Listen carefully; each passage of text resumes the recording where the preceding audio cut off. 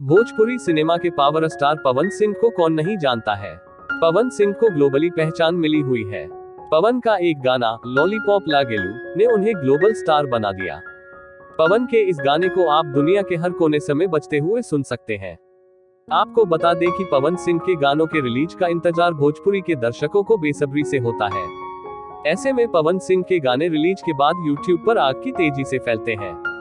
इन गानों का व्यूज देखकर आपको समझ आ जाएगा कि दर्शकों में पवन सिंह को लेकर कितनी दीवानगी है। भोजपुरी सिनेमा के दबंग कहलाने वाले इस अभिनेता और सिंगर के इस एक महीने के भीतर रिलीज कुल 4 गानों को लेकर हम आपके सामने आए हैं, जिसके व्यूज देखकर आप अंदाजा लगा सकते हैं कि पवन सिंह को भोजपुरी के दर्शक कितना पसंद करते हैं। पवन सिंह का हाल ही में रिलीज एक गाना घाव दे देवे को भी दर्शकों का खूब प्यार मिला है।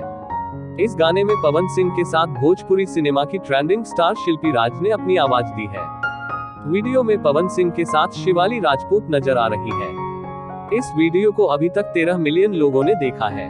वहीं पवन सिंह का दूसरा गाना हरी हरी ओढ़नी भी जल्दी ही रिलीज हुआ है।